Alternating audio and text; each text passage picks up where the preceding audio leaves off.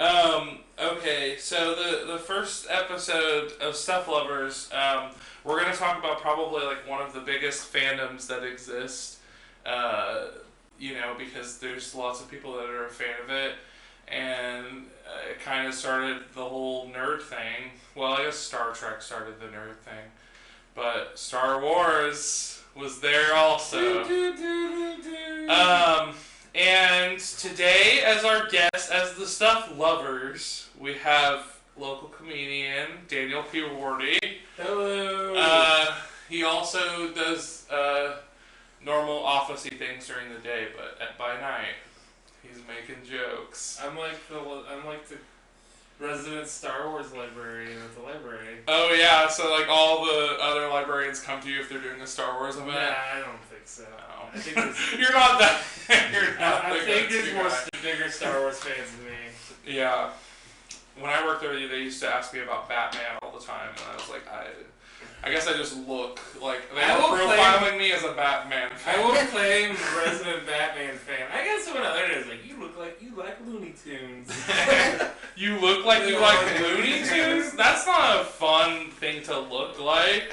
I don't want anyone assuming I like the Looney Tunes. Look, everyone, a man-child. And then also we have the very funny Tiffany Payton, who's also a local comedian in burlesque. Are you, what are you, like a host? What's the term for your burlesque? I don't know. I guess Career. I'll go with producer at this Producer. point. I like Alt Queen of Wichita. It's the alt queen of Wichita, Tiffany Payton. She's also a photographer. She does a lot. She started the roller derby. Yeah, that's my fault too. Oh, wow. She started the roller She's derby? like first burlesque troupe in Wichita. Yeah, I'll play it up. You're Man, the Alt Queen of Wichita. I really should have Wikipedia'd you She's like before we started this She's symphony. like a sideshow next. I'm blushing, and people are like, "You look like you like Satan." That's just what you get, is you look like you like Satan. Daniel looks like a Looney Tunes fan, and you look like you like Satan. I'm a strong, independent, It's pretty black-haired close to woman. pedophile, right? That's what they mean with it. This is a nice way to say it. I was thinking of like a middle-aged woman who shops at Walmart, because they got all the Looney Tunes. Well, I merch. think there's that. Like that's what I think, but also I think of like really old dudes that wear bow ties that were like really big. Oh, yeah. Name, like all the artists. That There's, like, yeah. Tex Avery worked for RKO in the 40s. Like, I don't want to watch a cartoon unless it's racist. No. Like the guy on the PR that does the movie reviews, and he's always like, "Oh, that movie." That old guy, I love him. Yeah, his name is Jim. He's really cool. super chill though. He likes good movies. He likes good shit. Anyway, enough about that. We also have JB Sessions here, local musician, right? No, but I like the sound of it. You just look like a musician. Is JB Sessions your real name? No, James Bryan is actually. JB. Oh, Sessions wow. is the last name, Sessions yeah. really is my last name. That's your real last name. Yes. JB Sessions. Sessions is a good last name to Thank have. You need to take a blues guitar originally. JB Sessions. Just need to learn how to play. Maybe that's instrument. why I thought you were a musician, just because your name was Jason. You look and you sound like a musician. That makes surely. sense. You look like you like music. Yeah. But so today we're talking about Star Wars. So basically, the question I have for everybody at first is, and we can start with you, Daniel. When did you get into Star Wars? I mean, obviously a lot of people get into it as a kid because it's just there. When it was a dead franchise, I guess. Honestly, Wait, when was Star Wars? Oh, like between probably pre-97, I had seen all the Star Wars movies. So you like the Ewoks, right? Yeah, Ewok, yeah, I love pro the Ewoks. Ewok. Like, it didn't exist. I think I saw. I don't even. I can tell you, I saw like Empire Strikes Back and Return of the Jedi first. And I don't think I saw Star Wars until it was on USA, like in '95. Oh. So, like, you already knew Luke and Leia were brother and sister by the time they had their weird kiss. I guess I knew that. Yeah, I guess I kind of knew that. Like, I saw it in a really weird way. Again, I think I need to establish that this was a dead franchise. Yeah. If you grew born, I was born in '85. So by that point, Star Wars had kind of run its course. And the first, I would watch Muppet Babies, and I would see these, weird references to things, and I would always be fascinated by them, because, LucasArts had some kind of tie into Muppet Babies. So they would show clips from Star Wars, and they had a whole Star Wars episode. They would show clips from Indiana Jones. What? Yeah, and that's how I got into that stuff, was actually Muppet Babies. And now Disney owns all of it. No, I actually have this theory that Disney's game plan was, first they got the Muppets, and they're like, well, we got the Muppet Babies, and the bean counter's like, no, we don't have the Muppet Babies, and Walt Disney's like, I wanted the Muppet Babies! And it took him 20 years, but see, Muppet Babies was this weird, amalgamation between Jim Henson, LucasArts, that was like a trend back in the late 80s, early 90s to make the babies versions. And Marvel Entertainment released the show. And so after all that dissolved by the 90s, Muppet Babies existed in this ephemera of no one can touch it because no one had the 100% of the rights to it. Nobody had. So you couldn't release DVDs of Muppet Babies, and it was really limited on what you could show publicly. But now, 20 years and billions of dollars spent, Disney owns all of it! Yeah. That and Howard the Duck, because Marvel also had a weird venture with LucasArts when they made Howard the Duck. Mm-hmm. So, both of those things, to get Muppet Babies, you had to buy the Muppets, you had to buy Disney and Marvel. So, I feel like that was the end game. That was the end game. Was we want to release more Muppets Baby stuff. We're going to spend all the money to get that. If you're just tuning in, we're going over our first episode about Muppet Babies right now. I didn't sign up for this. I really felt Scooter as being the second female character. Scooter's identical twin sister. They did have to create a bunch of chick Muppets and girl Looney Tunes for the Tiny Toons too. There weren't any girl characters. Is Scooter that great though to just make an identical twin to an already male? I don't even know the Muppets that well. She was a terrible Muppet too. All she was the tomboy. I don't even remember whatever. Let's move on from the Muppets. Let's go to fuck Tiffany. Your Muppet Baby. Fuck your Muppet This episode's on Star Wars. I didn't research this. I didn't Wikipedia Muppet Babies last night for 12 hours. Saying, you're supposed to know about the Muppet Babies. You know all there is. I'm just saying Muppet Babies is how I found out about Star Wars, and I was always fascinated by it. And so when I finally saw those things, Muppet Babies, big connection. Muppet Babies also introduced a lot of people to cocaine, so it's changed a lot of lives. But what? Are you talking about that weird 80s? No, I just was imagining Muppet Babies being your gateway drug. Did you see that cross?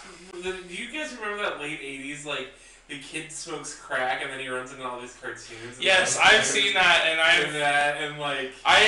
watched that last year, and I counted it as a horror movie because it was so Ronald Reagan. It was Nancy Reagan.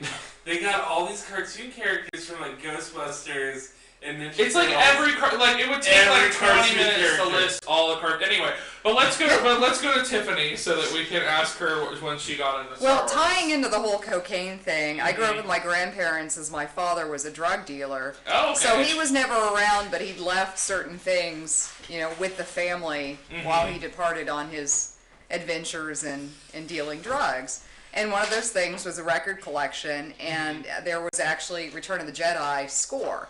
Oh. So, as a kid growing up the country, very bored, yeah. There was a record collection, and I would sometimes spin those records. So I actually listened to the score before we even had enough money when I was 10 to rent a Betamax player and actually see some of the original It was the music. movies. You were like, oh man, I bet something really cinematic. Yeah, this is really dramatic right now. I wish I knew what was going on. Someone's probably shooting somebody. But I think that's an important thing is me and Tiffany grew up in a time where Star Wars was unobtainable. It won't be like that until this whole thing runs its course. even like it was unobtainable. It was like I don't even remember seeing it at the video store. Yeah, I saw the first 3 movies I saw on television like randomly. Wow. So.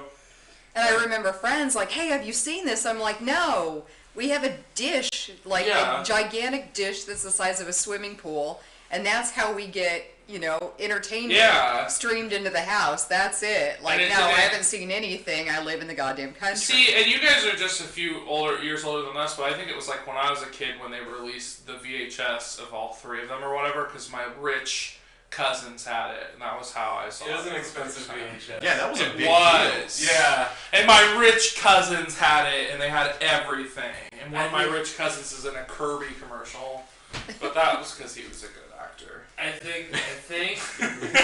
No, yeah, it was a big. rich. I got that special edition trilogy is when I first owned it. Yeah, that's when I first owned it. Everybody myself. got that VA. What about you, JB? When was the first time you were exposed to Star Wars? Actually, and it's kind of embarrassing. I was actually a Trekkie fan. Oh. I was a big Trekkie kid, and I read a lot of comic books, and I got made fun of, and I used to get in fights in school, like, what's better, Star Trek or Star Wars? I'm like, Star Trek.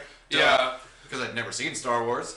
And finally, I actually did watch it on television, and changed my life. You can be fans of both of the things. I don't understand why everybody makes it into a contest. Not real nerds. We'll get this later, but that's the thing. I feel like there's been a schism. The guys that search for this stuff, and then these other people that it was obtainable to them, and it's like there wasn't like the stigma to it. They kind of just, I like these things now. I feel like there is like a schism between like people that were like, I'm not gonna say real, but like pre to Iron Man nerds. Well, here's the thing. I think that even nerds aren't able to escape the human thing of just wanting to outgroup other people. You just want to like hate somebody else for no reason. It's just part of being a human, and people do it with grammar mistakes all the time, different shit. And I think that people do it with like Star Wars and Star Trek, and they think that their opinion is king. I don't know any. None of my friends. I know watching one person who still does the Star Trek versus Star Wars thing. I don't know anybody like that, or DC and Marvel people. Yeah, we're all hugging now. The 90s DC and Marvel has not been a thing for a while. Yeah. It's like, clearly Marvel's better, but just kidding. I know people that are like against I don't the care. big. They call there's like, if anything, it's like you have people that are against the big 2. Now, but there's some dudes that are like Battlestar Galactica all the way. Oh yeah, there's other sci-fi shows and shit. I mean, but they Star don't Trek matter. Troopers. They don't matter. I don't know why that's the first one I thought of. But no, Star Wars did, I guess Star Trek spiked everything originally, but why is my I was a Star Trek fan more because, it was more obtainable. It was on TV every night, so that was easier to... Yeah. Sorry, just had some technical difficulties there for a moment, but it's past now. But okay, so let's move on to the next thing. When did you first was there like a moment when you were realized how big of a fan you were of Star Wars? I know that I've spoken to you about it before, Daniel. I know you have a lot of Star Wars things, like merchandise items. Was there a moment when you were buying a Jar Jar Binks toilet cover, and you were like, "This is it. I'm deep into Star Wars." I think I got everyone awed the Jar Jar Binks toilet cover. That's really something that exists, and that Daniel would spend money on. 97, I was probably 12, and that's when the Power of the Force figures came out. So I was already a little too old to be playing the Star Wars figures at 12. Oh wow! But then I get these you get that stigma. But I can tell you I can tell you my sophomore year of high school when Attack of the Clones came out. I was buying action figures and not opening them, and it was a big maturity point for me because I was like, I'm not opening toys and I'm finally an adult. I'm an adult. And so I bought I got a job and I bought all the Attack of the Clones figures I could, and I have 50 of those. And I was so proud of myself. And I was always like, I'll probably open them up one day in college. Like, that's what I always said, like, I would do that. Like, I'd be in college and be like, fuck it, I'm gonna go play with toys! I'm ready! Pussy! It's like the longer you wait, the more sweet so it is when you bump those action figures together. That was like, God, it was 13 years ago. And they're still unopened. They're probably worth stuff. No one liked to tackle the action figure market crash, and they made too many of them. And all of my action figures, outside of like niche limited run stuff, aren't worth anything. So it's like I could just open them. Yeah. And if I would have had kids at a responsible age, like if I would have had kids like maybe, like I'm 30 now, so it was like I imagined that they would have already been opened by my children. Don't exist. They're just collecting dust in your closet, making you sad. I should just bring them out of your show to open them. We should have an opening You party. should. We'd be like, what is this? I don't know. There's so many like weird aliens in Star Wars. I'd be like, I don't even know what the hell this is. Like what's the blue girl with like the tentacle head? What is she? Did anyone have? She's my favorite one. She was with Jabba's. My total immersion moment though. The total immersion moment. Oh, that was. I joined the science fiction Same book race, club in 7th or 8th grade. The what book club? Science fiction book club. It was at Columbia House of Sci-Fi. Oh, okay. And I got this Star Wars encyclopedia. Oh. And I devoured that thing. And that's how I found out about the expanded universe. Because Wikipedia didn't exist at this time. Mm-hmm. So, like, I just devoured that thing. And, like, learned so much. And then, like, again, obtainability was an issue here. Like, I wasn't rich. So what I would get would be, like, whatever I can get. So, like, at some point, my trash man uncle found a bunch of comics and the garbage that were like that he gave me, and I ended up in with a huge back collection of Dark Horse graphic novels, and just like getting stuff from the library, which graphic novels weren't the thing where they were at. Yeah. And I read a little bit of like in the fiction. There's like so many different books. Like that was the most annoying thing to shelf at the library because they are there's like Star Wars, The Level of the Sun, Leia Fights a Knight or something, and they have like 4 titles and like 20 authors each. So they're like the hardest goddamn things to shelf. And I just like honestly, I would just throw them on. I was like, the people will find them if they really want to know what Count Dooku does in his own story. That's a character, right? Yes. I'm not the best Star Wars fan. I know Star Wars, but I'm not like a huge super fan of it. But do you have a moment like that at all, Tiffany? Well, it was the moment I got my farm permit at 14. Because if we go back to, I grew up in the country, I was pretty isolated. So until I started driving into Wichita and actually meeting people that liked the things I liked, I really had no idea that there was a cult following for it. Mm-hmm. So around that year, I really got into Columbia House Music Club. Really hardcore. Yeah. And I'm like, man, I have Return of the Jedi on vinyl. I can buy the rest of the shit on CD and like pay $25 per CD. You went to music. How a weird route to get into Star Wars, the music route. You're like, I gotta hear the rest of these And jams. I've been writing like semi-pornographic fanfic for a while. So I started hanging out at coffee shops, like writing my fanfic like a little retard. And people would ask me, what are you writing? So I met a lot of was this Star Wars fanfic? This was Star Wars. Tell us the plot fanfic. of some of your pornographic Star Wars They really all ended the same. It was like Han and Leia get it on. So it was all like, Han and Leia. Pretty much. You didn't think of Mary Sue, and you're like, Tiffany Payton from Tatooine. No, I never threw it. You didn't make like a love triangle or whatever. No, it was like Luke trying to get in on some action, but it was like, no, we're wait, not from Luke Arkansas. Was trying to We're not from Arkansas. Yeah. Oh my. So there was a weird triangle. So there was like a the weird whole like family family triangle. a little bit of like offensive humor in there, like the incest. Like Luke was into it, but Leia wasn't. Well, I just thought I was weird, so I was like, kind of, this is my guilty pleasure of writing this. It wasn't just Star Wars, but this was like that's what I realized. Very pre-Tumblr. This was like 94. Writing your fanfic. Yeah, this out was in the 94. open. I think I had a 486 and a Well, and dial-up you on a said 14 you lived out in the photo. country, right? So Yeah. you didn't, and I lived out in the country too as a kid, and we didn't get internet for a little while. We didn't get internet until like 98 or 99, because it was just not available for a long time. Yeah. So you didn't even have that probably when you were younger, so you couldn't. The next year, yeah, and then I got on news groups, and I'm like, okay, hey, who wants to trade horribly written stories? Yeah, and now there's fanfiction.net to house all of that beauty. Now I don't feel so dirty about what I felt very dirty about. Yeah, there's way dirtier shit out there. Like, there's some weird shit. Like, do you remember the cartoon The Wild Thornberrys from the 90s? Oh, God.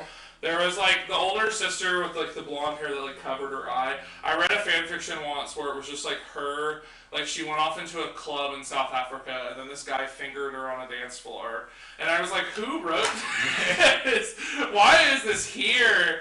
But it changed me forever. Somebody like 14-year-old me. Yeah, probably. Somebody just like, I want to see Debbie get pleasure. She was such a minor character in that show. I don't know why anyone would ever write fanfic about her. Yeah, She was that's so grunge though. She was super grunge. That's what I loved maybe. about it. She was always like reading Teen View magazine and like. Those nerds like the alt chicks. That's true. Darlene from Roseanne.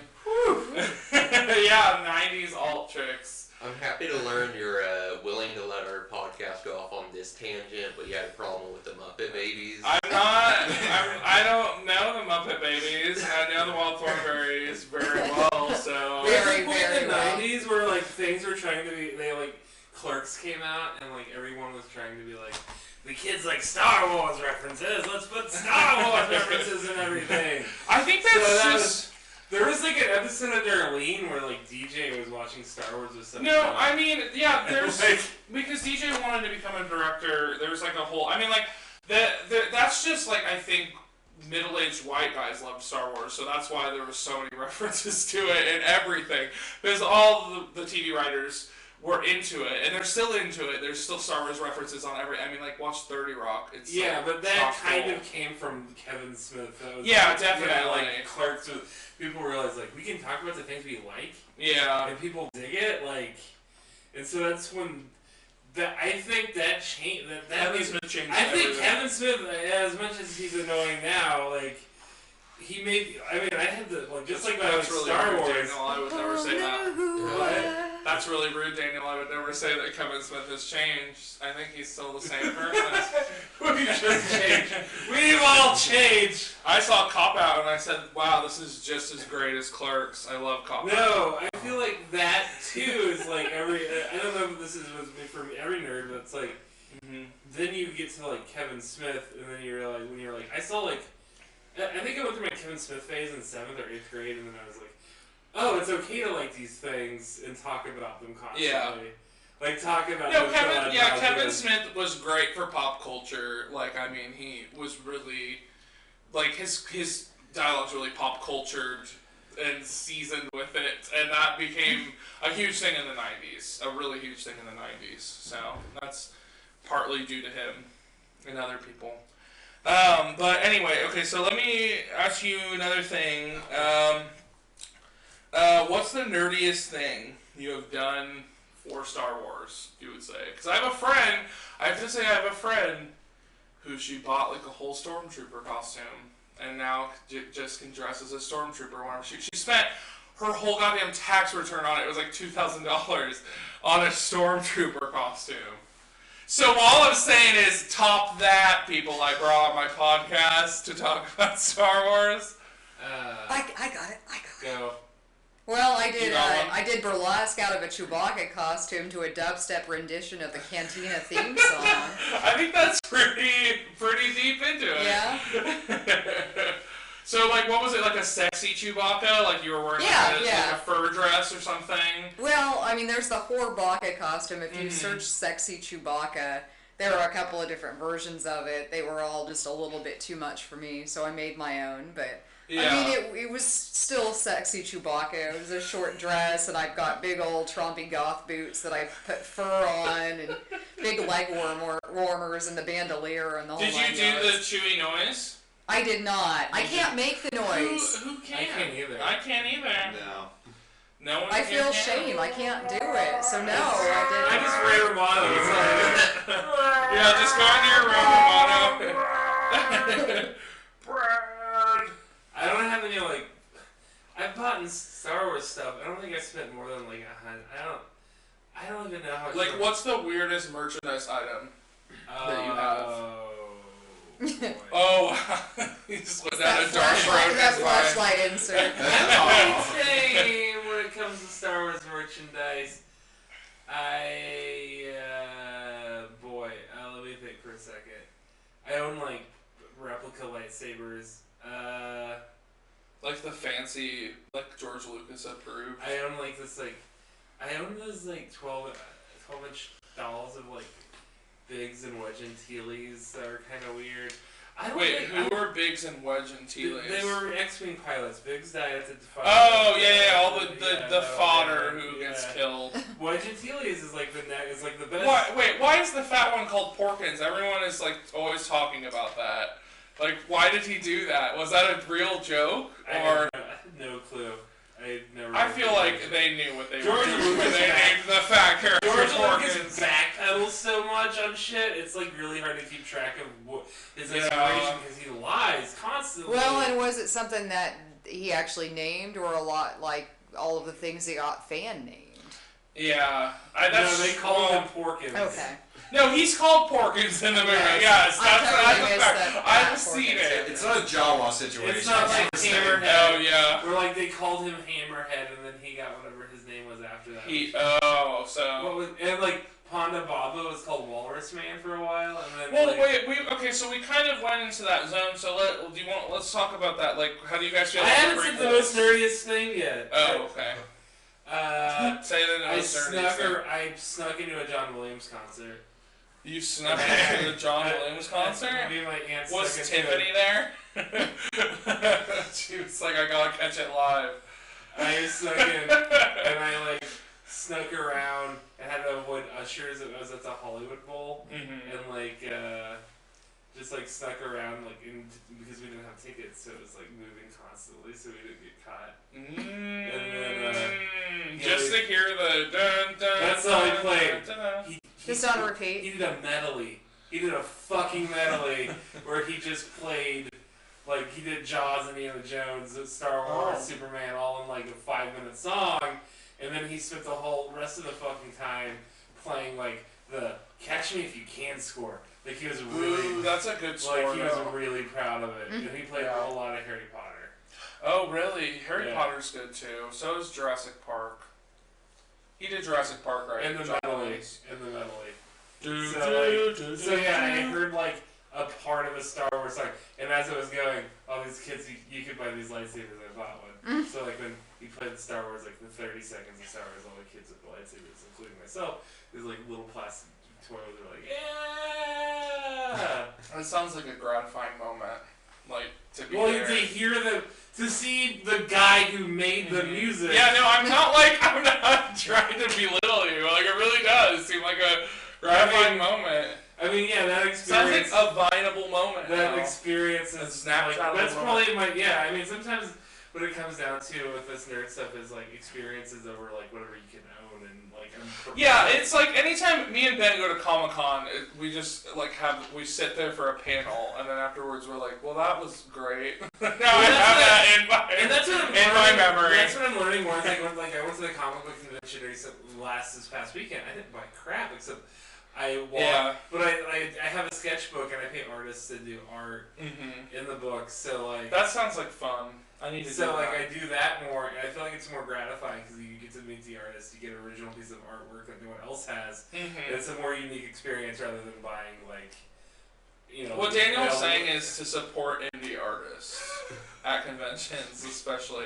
But no, I really do want to talk about the prequels. How do you guys feel about the prequels? That's a big thing for a lot of fans is the prequels. I mean, as a kid, the prequels were like what I had, you know, because I was like 11 when the Phantom Menace came out. So I saw the Phantom Menace. I love the Phantom Menace. I have the red face guy on my shirt, Darth Maul.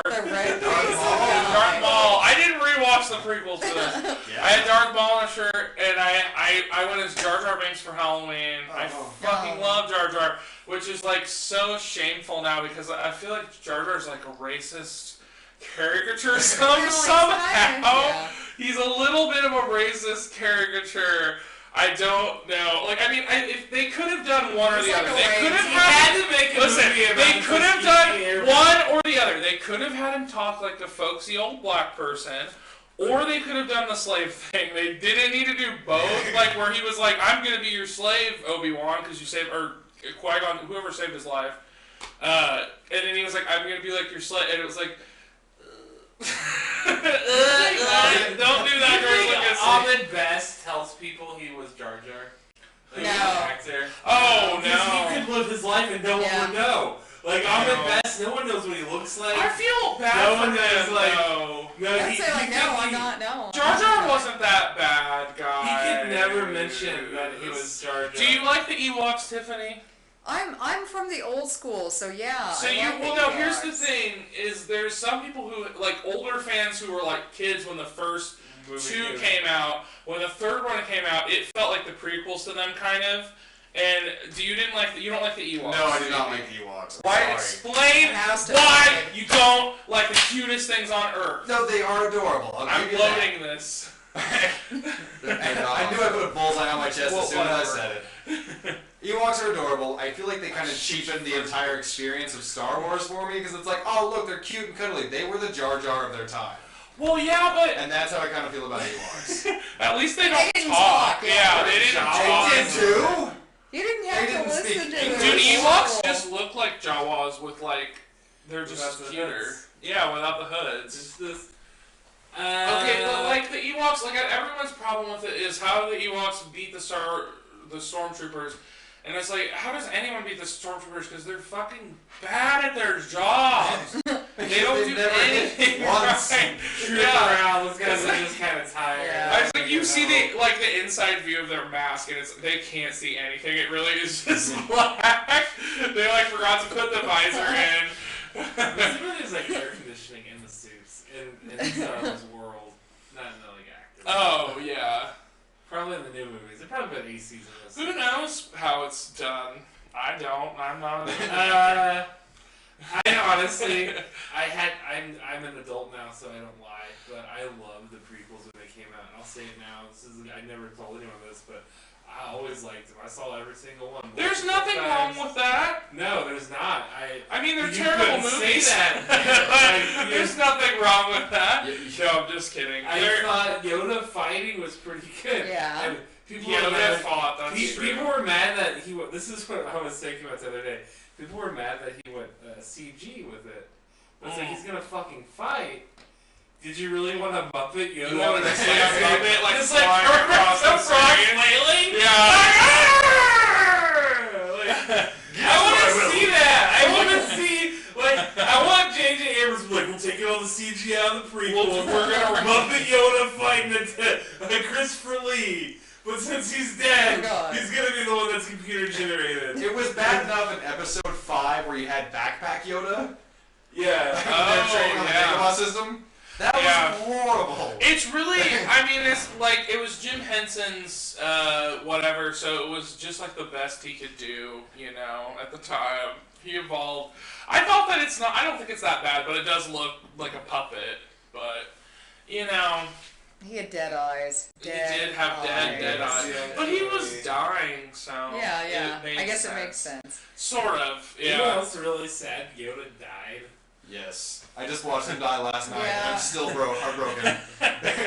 It is like, a you bummer. wonder why he died. He had no reason. It Because was 900 years old. There wasn't a Wait, is he immortal though? Like, what's up with Yoda's It's lineage? like, what's the thematic reason for him dying? He just died of old age like a week before the movie ended. So it's like, wow, what a banner week. Too bad Yoda couldn't have lived one more week longer. Just to see the end of it. Like, why didn't have... It's like, we just got hot. This is a crazy week. I'm assuming that whole thing takes place in like a week, right? It's all about Luke wanting to find a father, and then they just all die. Every father figure he's ever had. Just boom, dies one after the other. And he's left with the shittiest father ever. Han Solo. Man, But, okay, so the consensus is the prequels. Daniel, well, the consensus isn't, because Daniel likes the prequels. But Tiffany and JB, you don't like the prequels. No, episode 3 was great. Episode 3 is the like worst one to me. No! It's the best one. It's so over the top. It's like a Kubrick film. No, it's not! I'll say that, yeah. Okay, no. Like, it's dark. All I think about is the part where they tell him that Padme is dead, and he does the no thing. It just, no. It was like a bad fanfic to me. It feels weird. Watching that third one is really sad. While he was sitting in that theater being like, well, this is it. Here's something I want. Because you knew all this. It's like, this is when all the bad shit happens. Yeah. Like, sitting in that theater, and it was like fun. Every time you would have fun, you would have, bad shit's gonna happen. Like, I remember that. Like, that whole opening scene. Yeah. No, I was gonna say though, I remember Here's a having you're gonna eat shit. Here, this 1 second. I remember having a sense of that as a kid when I watched Phantom Menace. About that, I was asking my mom questions or something. I was like, so Anakin, and she had explained it to me and was like, Anakin's Darth Vader, and I was like, so horrified that Anakin. I was like, what is going to happen? And I remember it blowing my mind so much. I think maybe that's why people hate that, because it's really hard to get invested in those movies knowing what's going to happen. Well, there's a lot. I mean, there's the famous Patton Oswalt rant and a lot of people who've ranted about it. They hate that it starts with him as a little kid, because it's like, who gives a shit? Like, none of this. It's like such an inconsequential story in the first movie that's what the big problem with it is. It's kind of like, why did you go back this far? And then also all of the, little things they did with like C-3PO being built by Anakin, and it just becomes a little too cute. All of episode 1 could have been put into episode 2. Yeah, have you guys heard of the Topher Grace edit? Here's the two things that I tell. Okay, go ahead. The Topher Grace edit is a thing that Topher Grace did. Where he edited together the prequels into one film, and it's supposed to make it like a lot smoother of a watch, and it's actually supposed to be like a pretty good film. Like, granted, the dialogue and the performances by some of the actors, but they're also overacted anyway. Oh yeah, very overacted. But episode 1 is like condensed so much in this version that it's basically, I don't even think they show episode 1 maybe. I think there might be like a couple things they show from it, but then it's like straight in episode 2 and 3 and they edited them together. Yeah, like all you really need to know from episode 1 is like establishing who Padme and Anakin are and Obi-Wan are. And then you have to know that and you have to establish that the Force is something that's in your blood. And it's easily quantifiable by a little machine, like an insulin reader. That whole thing. Did anyone fucking think it was weird that, basically, Emperor Palpatine, there's a subtext in episode 3, I never went back and looked at this online, so I don't know if this is true. There's that scene where, Palpatine's talking to Anakin about a Jedi that was so powerful, he could, artificially inseminate women. There's this whole theory that, no, it's in the movie. There's dialogue in the movie. Not in episode 3. I just watched it. Yes, there is. There's dialogue in the movie. He's talking about a Jedi, really powerful Jedi. But I don't remember. He says that he could make. He basically tells Anakin, he's like, I made you. I made your mom get pregnant with you. I don't think so. I don't remember that. That happened. That had to have happened. The only conversation I can remember that may sound like that is when he was talking about a Jedi so great, or someone so strong with the dark side that they could bring someone back to life, but not create life, even though Vader was born of the Force, or Anakin rather. Mm-hmm. I thought that's what he was saying. I thought the whole idea. Maybe I made this. I don't think I made this up. Maybe it was a dream, but I thought the whole idea I think you had a fever dream about Star Wars. That'd be creepy. Like, Like, fan fiction about that. Okay, You know, how, fan How fiction. she took some random lady, some slave lady, and made her pregnant. Well, Hey, made her bitch. make her pregnant. He fell asleep with his Palpatine action figure and imagined the whole thing. Wait, so Anakin was Jesus? So wait, Anakin doesn't have a dad? Yeah, he was born as I a don't Force. know. That's so fucking weird. Anakin's father is the Force. Okay, I want to move on to the next segment really quick. We want to go through. We need to do a little lightning round. I want to get some info from you guys. So we're gonna go ahead. And I'm just gonna ask you these, I guess, quickly or before. So who's your favorite character from Star Wars, Daniel? Favorite character for an expanded universe? I knew you were gonna ask that. Lightning round. Expanded universe. Chewbacca. Chewbacca. Who doesn't love Chewbacca? He's a dog. He's a person. He's adorable. Tiffany, who's your favorite character? Boba Fett. Everyone loves Boba Fett. He's not good. He's not bad. He's just doing it for the dollar. That's what we like about him, right? That's what I like about him. All right, JB, who's your favorite character? Well, I was gonna say Boba Fett, but now I have to choose another. You can both be Boba Fett. No, You I think have I'll the Boba choose. Fett tattoo. You I'll bond go over That's Boba alright. I'll Fett. choose a different bounty hunter. I'll Let's go go with with the Bosk Ewoks. or IG-88 or. Are they making a female Boba Dengar. Fett? Is that a real thing? Dengar, yes. Was there a female Dengar was Boba like Fett? Boba Fett without the helmet. Isn't there doesn't Boba Fett have a daughter in the books or something? And she's just like, I don't know. It's a Boba. Whatever. Okay, so No, I got my Kit Fisto. Kit Fisto is my favorite. Who's Kid Fisto? He's one of the Jedi in the prequels. He's like the squid head guy with the big black eyes. Like, Oh, yeah. The squid. I like how no one said Mace Windu. Nobody. Everybody Samuel L. Jackson loves no. Mace Windu. They say Windu? Yeah. He's got the purple lightsaber because he's black. That's the only reason. No. Why does he have a purple lightsaber? It feels a little bit like segregation. They asked him. Jackson asked for it. Yeah. They asked him, what color do you want? Jackson was like, I want a purple one. Really? So they gave him a purple lightsaber. Well, alright. That's crazy. Samuel L. Jackson just gets what he wants, I guess. Dude, I mean, are you gonna fight with him? That's true. Yes, Are you gonna fight sure. Samuel L. Jackson? He's a Nobody bad wants to. motherfucker. Okay, so the next lightning question. What's your favorite episode? Favorite movie? Attack of the Empire Strikes Back. You were like Attack of the Clones. Wait a second. Last minute switch. Empire Strikes Back. Oh no, I like the prequels. I don't have to hide anymore. It came out with the Daniel's Attack of the Clones. He came out with Attack of the Clones is my favorite Star Wars movie. breaking news. Daniel Pewewardy, Came out local as a- comedian, prequel fan. Okay, so I don't have to lie anymore. Don't have to I lie. love it. The Camino battle was insane. All the Jedi show up because you're like, oh no, this is what happens. This is what happens in the fucking movie. You're like, oh no, like they're dead. They're fighting these monsters. They're barely holding on. And then you look up in the crowd, and all the motherfucking Jedi are there, and Mace Windu's there, and you're like, oh shit, shit. And it was amazing. And then like that goes on for 30 minutes, and then like fucking God, Dooku's fighting Anakin, and then you're like, oh god damn, Anakin got his arm chopped off. Who's gonna save him? Fucking Yoda shows up, and he pulls out a lightsaber. Daniel has It's so great. clearly,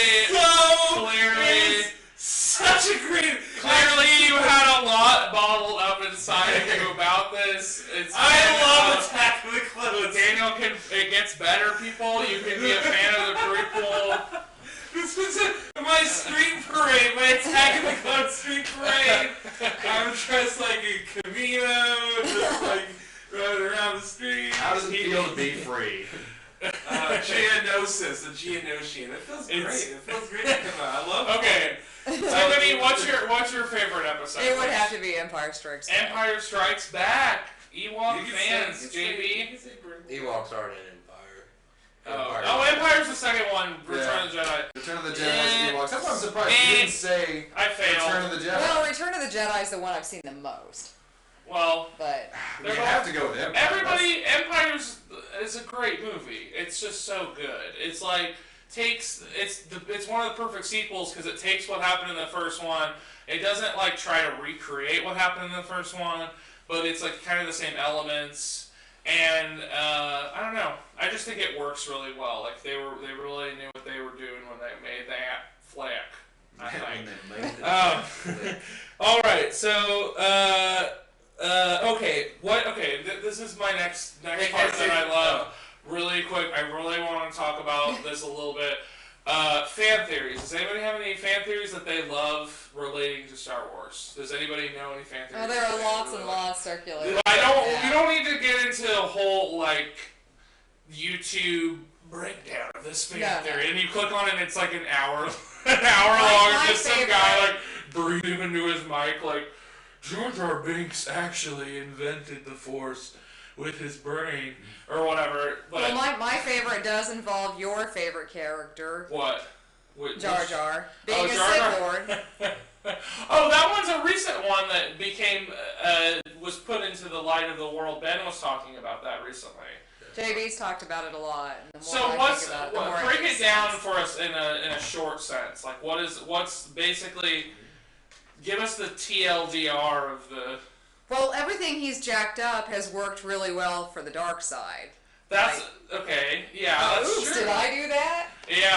Yeah, and I read recently that he was originally Jar Jar Binks was originally written to be a betraying character. Like and he's so hateable, it would make sense. I mean, foreshadowing is already. So then they just scrapped it because everyone hated him. They're like, we'll make him come back as like a weird senator in a robe in like the second one for like a second. But no, would you have to have a fan theory over here, Daniel? Do you have one? A good one? Oh man, I don't know. I don't really delve into that. Can't wait. Can I tell you guys my fan theory that I'm like so obsessed with this fan theory because I kind of came up with it, and it's that it's that C-3PO and R2-D2 are actually in love with each other. They're like gay robots in love with each other. And here's why. Because, okay, so let's look at the timeline sequentially, right? Okay, so R2-D2 and C-3PO meet back in like episode 1, and then they're like hanging out through 2 and 3 and have this whole adventure. Well, the canon, right, is that R2-D2 had his memory, or no, R2-D2 doesn't have his memory erased, but C-3PO does, right? Which is it? Is it C-3PO? Because he can speak English. C-3PO has his memory. Okay, so then in episode 4, when they're, sold off together or whatever, C-3PO is kind of like this senile, he's malfunctioning from having his memory erased, so he's just not like working at like 100%. And so R2-D2 is like watching over him, like he's guiding his lover through the illness. Aww. And so R2-D2 will talk about like what used to happen, but C-3PO, since he's had that part of his memory erased, it bounces off and doesn't recognize. So the whole time R2-D2 is sitting there and he's like, blah blah, we did this. I know all this shit, but C-3PO is doesn't remember it. So it's like the Notebook? It's sort of like the Notebook, and that's seriously what it is. So C-3PO and R2-D2 have this great love for one another, and it's gone over this 6-movie span, and I love this idea, and I can't wait to see how the new movie adds to it. There's some theory I thought was really cute about the C-3 or someone's relationship, isn't there one about Chewbacca? No. Chewbacca and his wife in the holiday special? No, there's something about Chewbacca and R2-D2 or something that spans the movies or series. Oh, they're the agents of Yoda or something. Well, there's it would almost make sense that because Chewbacca has some he knows the Jedi's, right? Yeah. So there's that whole theory that Chewbacca coerced Han into working with everybody, and that Chewbacca was kind of the one that kind of pushed Han to I don't know. Yeah. That is Chewbacca's interesting. the catalyst. Because Chewbacca knew Yoda and he knew Obi-Wan, and then it's he has amnesia all of a sudden. It's well, we need someone that can. I know what I own that. Oh, never mind. That's a track. Well, no, I wanted to say, I wanted to talk about this other thing that I opened. Let me see if I can find it.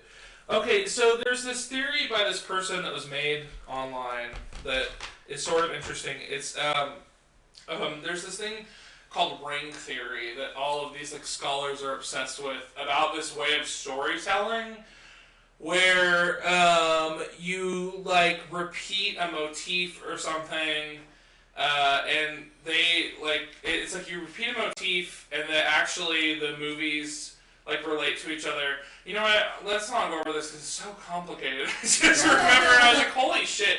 I just remember how long that was. It was like 10 pages long. It's so hard to explain.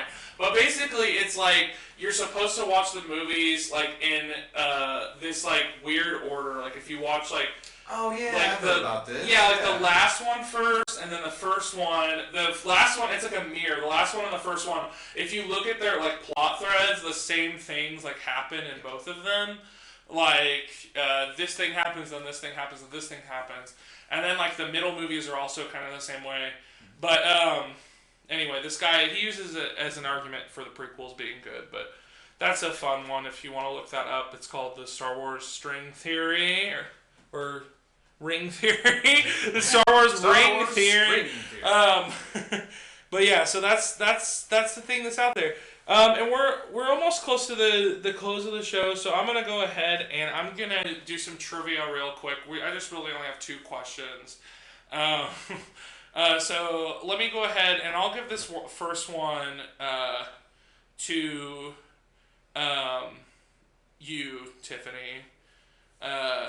Let's see. Okay, so let me get ready. Let me get my trivia hat on. Let me get my Alex Trebek voice. Ready. E.T.'s a Jedi is my favorite fan theory. E.T.'s a Jedi is my favorite fan theory. Daniel, because famously 5 minutes behind the rest of the sorry, podcast. I had to remember it. The fact that like he recognizes Yoda and they established that, so it established that like E.T. existed.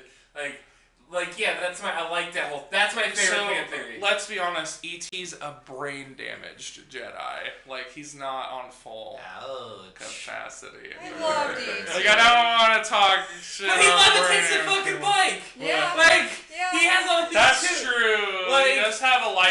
Jedi, like I think a lot of Jedis are aloof. So if you watch that movie, you think he's a Jedi. Like if you watch that movie, if you watch E.T. thinking he's a Jedi, it's really weird. Mm-hmm. Also, that movie's really weird because when they're like operating on E.T., no one's wearing stuff. Okay, let's talk about E.T. when we're talking about E.T. Okay, Tiffany, let me ask you this question. Before settling on Carrie Fisher, which actress was strongly considered for the role? A. Jane Fonda, B. Diana Ross, C. Meryl Streep, or D. all of the above? I think it was Jane Fonda. It was actually all of the above. Really? They were all considered for the role of Leia. How different would that be if Diana Ross was like, Way different. They probably wouldn't be able to do the brother-sister thing. Yeah. That would have fucked that all up. If it were Meryl Streep, then Meryl Streep would finally be in a classic movie. Sorry to burn you, Meryl Streep. But it's true, she's not really in any movies that are like... One of my friends pointed that out one day. He was like, Meryl Streep's like super huge, but like, can you think of like any super classic movies she's in? And I was like, Jawa ate my baby. Jawa ate my baby. Okay, so Daniel, I have a question for you next. Okay. What is the name of Jabba the Hutt's little sidekick minion? Salacious Crumb. But I want to read my funny Read options. your funny options. A. Sice Noodles. B. Mix Rebo. C. Salacious Crumb. D. Blablock Geese. I don't know. Blablock Geese sounds like it's right, man. Let's go Salacious Crumb. Blablock Geese. Okay, that is correct. You know Salacious Crumb. I was gonna say though that looking up trivia, I found this other piece of trivia and I made a question before I fact checked it, and I don't think it's real, but I'm gonna ask this for fun to JB. Oh wait, I get that question? Here's the question that's not a real question for JB. Sorry, JB. During the filming of episode 1, which actor became addicted to cough syrup? A. Natalie Portman. B. Liam Neeson. C. Jake Lloyd. D. Samuel L. Jackson. I want to say Samuel L. Jackson, but I'm gonna go with B. Okay, it was actually Jake Lloyd, according to the website that I found, and then I just Googled Jake Lloyd cough syrup, and nothing came up. So I don't think this is real. I think somebody compiled a list of Star Wars facts. Did you know you had to quit high school because he was picked on so much for being Anakin. Oh, I googled So him. he was like, and it's just a he's whole. probably like your age. He's the same age as like me, I think. So He's you 25. could've Still addicted to cough syrup. I mean. Poor kid. That poor kid. He got He tons wasn't of ready money. for I it. don't feel sorry for him. That's true. Okay, I just want to say real quick. This is like from like people websites. There's two random things of dialogue that makes people allude that Anakin was made by Darth Sidious. Okay, we don't need to go Qui-Gon into this. theorized that Anakin Why? was convinced by midi-chlorians after Shemite told him he had no father. Senator Palpatine tells Anakin his former master Darth Plagueis learned how to influence midi-chlorians to create life. Why would he tell him that? To create life. Why would he tell him I that? hope that you're happy with that, Daniel, because But we're not editing it only- all out! The only reason he said that to Anakin was because Anakin was trying to save. Oh crap! Now I forgot her name. Padme's life. Yeah. Padme. No, I think he was saying that, like, by the way, I'm your daddy. He Okay, was not hey, saying. if he was Okay, gonna yeah, stop I mean, it that's for what us, it he was. was not That is going not for in it. Star Wars. I don't faction. even know what, like, okay, let's move It was on a from weird this line of again. dialogue. Next podcast, I'm just Daniel gonna yell more. just really wants everyone to know that Anakin was artificially inseminated to be born to be the evil Jesus. Anakin wasn't inseminated because that would be weird. Whatever. Yeah, well, he He was wasn't. produced by. Okay, so let's move on. Let's move to the last little discussion topic here. We have current events and controversial topics related to the fandom thing. So Star Wars. So there's lots of current events going on with Star Wars right now. So I'm gonna take it to Ben. So Ben, can you give us a little bit of the news, like one of the news items you have about Star Wars? All right. Ben's like furiously unlocking his iPad right Yeah. now. All right. Well, there is, of course, the new movie's coming out in a month. And so we pretty much just have a lot of trailers and news stories to go off of. Lots of speculation. There has been a mild upset, though, over the main characters of the new movies. Mm-hmm. Certain people are claiming that the movie will be anti-white. A hashtag boycott Star Wars 7 has emerged. It says boycott Star Wars 7 because it is anti-white propaganda promoting hashtag white genocide. That was a tweet from an account called In Cultural Marxism. Cultural Marxism! End it, goddammit! They're also claiming J.J. Abrams is a Jewish activist and an anti-white nut because of Daisy Ridley and John Boyega. Wait, I want to go back Wait, to people are still pissed about the Black Stormtrooper? end. I thought people said that was trolling. I thought that was all trolls that did that. I don't So think anyone's like really... none of it was sincere. I think some of it was probably sincere. You know, White it's people hard get to tell. bent out of shape about shit. You should know this. I read that Daniel. they traced it back to its source, and it was literally guys that were just trolling. So, okay, according to Daniel, none of this is real, but Alright. I mean, it might not be. I don't know. It really does. It sounds like it could be like a 4chan troll, but it was a big deal in the news a couple weeks ago. People are all mad because they have a black character and a girl character. How about they get all mad in the about things forefront. that matter? I don't know, but yeah, I mean, Yeah, like that people matter. get mad about lots of stuff. Like, I mean, like people got mad too at the Hunger Games when they cast the black Lenny Kravitz to play a character that wasn't specifically black in the books. But to be outraged And- about a movie. Yeah, like people just, I don't know. They just get mad about stupid shit, and white people are sad because I'm still just they don't pissed get off everything they anymore. My biggest complaint is they completely absolved the expanded universe. And Yeah, I know. And I'm like, pretty pissed that Japan got way better trailers than we did. Yeah. Yeah. Oh, salacious crumb. But no, the thing that I was gonna say was, oh shit, I forgot what I was gonna say. But it's it is definitely a change. Leia was the only Jedi in the first movies that was a girl, and she barely got to use her powers, other than to like know Luke was okay. I know he's okay. So it is. I mean, she did some badass stuff too on top of it, but she did some really cool stuff on those speeders though. And yeah, she was a badass. That's true, but they're sort of reversing a lot of stuff. I mean, like they're not doing the slave Leia on merchandise anymore, which a lot of people were upset about, and I feel like I'm midway on it. Like I feel like I see why they don't want to do it, but I also see why it's like, why not? I don't know. I can see why it was problematic, but like also she was like undercover basically, so it was just basically being an undercover spy. She just happened to have a good body and be in a bikini during her whole undercover spy game, but it is I can see where it's problematic because it is sort of a fantasy to have Leia as a slave.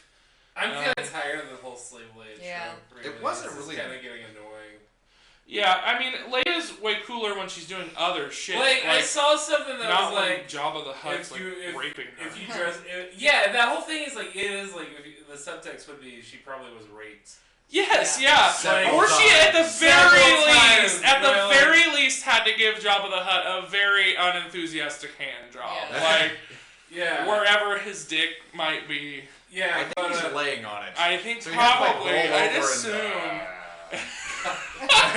Is that what happens when you roll Jabba the Hutt over? There's just some mushed up dick under there. His tongue flops out and he makes this. I got really pissed off because I saw this meme and it was a girl in a slave Leia costume in bed. It's like, if he doesn't know who you are, you need to dump him.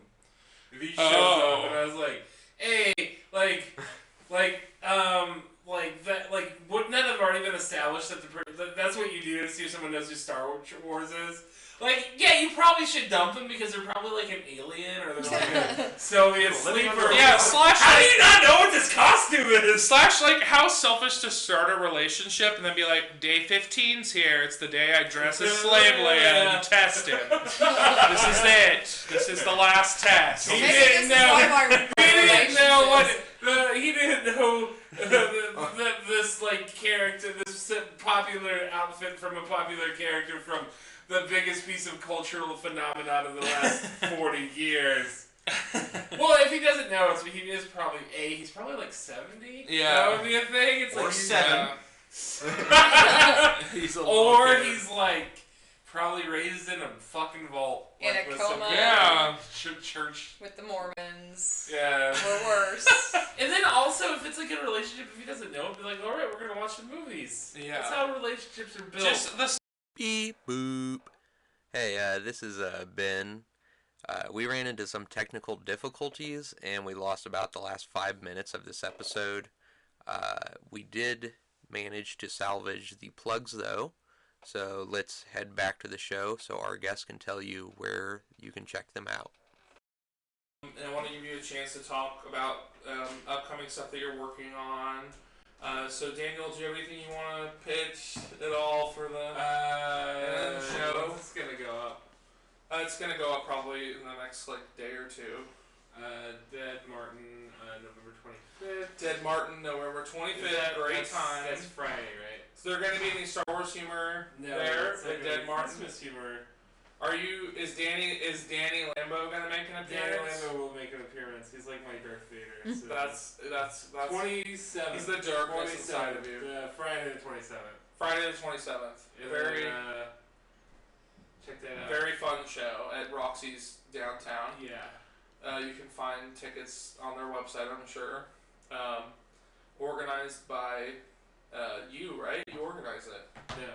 Or you? Well, you were. I just do. You're like surrogate organizing for a while. A little bit, yeah. Because you did the Halloween one. Well, anyway, we all love you, Daniel. You're the funniest man in Wichita. 2010, 11, 2011. Great. Tiffany, what do you have to pitch for us? What's coming up for you? Do you have any burlesque shows coming up? I will be doing burlesque this weekend at the Emerald City Steampunk Festival. Oh, we're gonna go to that. Well, I don't know if we're gonna go to the festival, but I'm going there because we're doing another episode there with my friends Alana and Geneva. Really love RoboCop. So that's the second episode is RoboCop. I'll be 5 o'clock on Saturday. Oh. And then the next thing I've got after that is January 8th at Elbow Room. It's a budget burlesque series I'm doing where it'll be like $5 and about an hour and a half show featuring comedy, sideshow stuff, and of course burlesque. So that'll be like an every other month thing. Oh, really? That's rad. So continuing. That's awesome. And Daniel also has the closed mic as well, right? That's coming back, yeah. And that's coming back in January, Cool. right? I don't know if it's gonna come back yet. I'm toying with the idea of doing like a talk show. Oh, okay. So that might be it. Well, Daniel also has Wichitacos. If you wanna look that up. Episodes. There's 4 episodes. One of them was with episode. a famous-ish person to Wichita, Jed Bodwan. Jessica Kramer. There's an episode.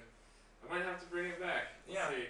Wichitacos. JB, do you have anything to plug for your life? JB just has a good life to plug. He's having a good time. He's having a great time. And great hair. As always. Thank you. Yeah, you do have very nice hair. Not to just jump on Daniel's compliment train, but to also just jump on Daniel's compliment train. As always, Ben wants to plug his nude show, and I'm just kidding. No, but I'm also doing stand-up at some point, so just look in your calendar, and maybe I open up the calendar on your phone and I put an event in there at some point. You're recording an album in 2016. Yeah, I'm recording an album. That is nothing, but yeah, but that will happen at some point. But well, thank you for tuning in to the first episode. Hopefully you come back for more. Stuff Lovers out.